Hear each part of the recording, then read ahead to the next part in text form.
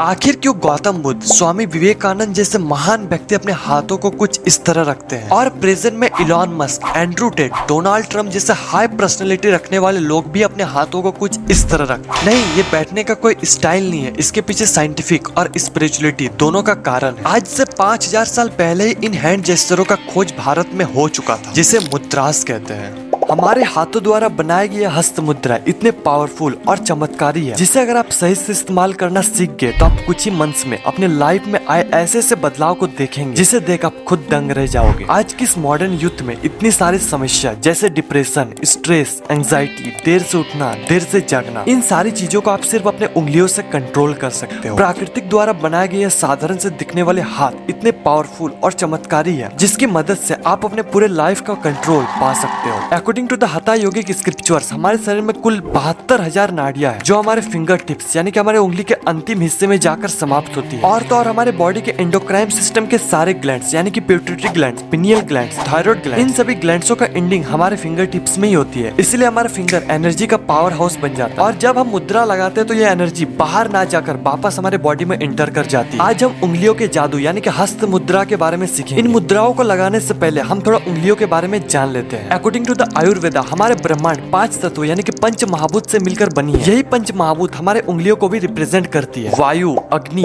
जल, पृथ्वी और आकाश। और इन्हीं पंचभूत के मेल से हमारी बॉडी के 3 मुख्य दोष का निर्माण होता है, वात, पित्त और कफ। और इन्हीं दोषों के असंतुलित होने के कारण हमें कोई भी बीमारी होती है। हम सारी मुद्राएं हम अपने उंगलियों से लगाने वाले हैं, इसलिए हम उंगलियों का नाम जानना बहुत ज्यादा जरूरी है। अगर आपको पहले से पता है तो आप इस टाइम तक स्किप कर सकते हैं। ये थंब यानी कि अंगूठा, ये इंडेक्स यानी कि तर्जनी उंगली, मिडिल फिंगर यानी कि माध्य उंगली, रिंग फिंगर यानी कि अनामिका उंगली, लिटिल फिंगर यानी कि कनिष्ठ उंगली। आइए अब बात करते हैं 7 बेसिक मुद्राओं के बारे में। और अगर आपको वीडियो पसंद आती है तो आगे हम और भी ऐसे मुद्राओं के बारे में वीडियो बनाएंगे।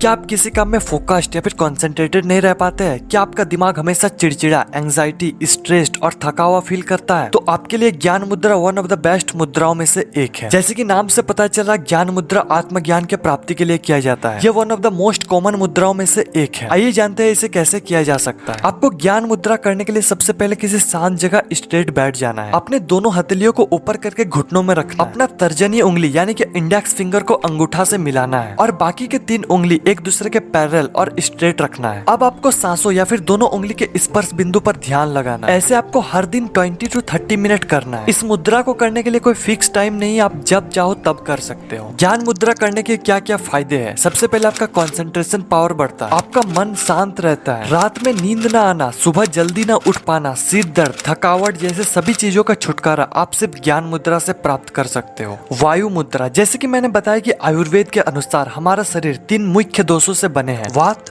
पित्त और कफ। जब हमारे शरीर में वात दोष का बैलेंस बिगड़ जाता है तब हम वायु मुद्रा करते हैं। वायु मुद्रा करने से हमारे शरीर में वात दोष का बैलेंस बना रहता है। आइए जानते हैं कि वायु मुद्रा किस प्रकार करते हैं। वायु मुद्रा करने के लिए सबसे पहले आपको किसी आराम जगह पर बैठ जाना है। फिर अपने इंडेक्स फिंगर यानी कि तर्जनी उंगली को अपने अंगूठे के नीचे इस तरीके से दबा लेना है। ऐसे करके आपको हर दिन 20 से 30 मिनट तक प्रैक्टिस करना है। आइए फटाफट जान लेते हैं वायु मुद्रा करने के क्या क्या फायदे हैं। नंबर 1, एसिडिटी कम होता है। नंबर 2, गैस की समस्या नहीं होती है। नंबर 3, वजन कम करने में आसानी होती है। नंबर 4, स्ट्रेस लेवल कम होता है। नंबर 5, बालों की जड़ मजबूत होती है। अग्नि मुद्रा, अग्नि यानी कि एनर्जी। जब हम अग्नि मुद्रा करते हैं तो हमारे बॉडी में एनर्जी का लेवल मेंटेन रहता है। अग्नि मुद्रा करने के लिए सबसे पहले आपको अनामिका यानी कि रिंग फिंगर को अपने अंगूठे के नीचे रखना है। जैसे आप वायु मुद्रा में अपने इंडेक्स फिंगर के साथ करते थे, सेम आपको रिंग फिंगर के साथ करना है। और बाकी के 3 उंगली आपको एकदम स्ट्रेट और एक दूसरे के पैरेलल रखना। अगर आप हर दिन अग्नि मुद्रा करते तो आपको आंखों का रोशनी बढ़ता है, खाना का पाचन सही से होता है, ब्लड प्रेशर मेंटेन रहता है। अगर आपको बार बार सर्दी जुकाम होता है तो अग्नि मुद्रा आपके लिए सबसे बेस्ट है।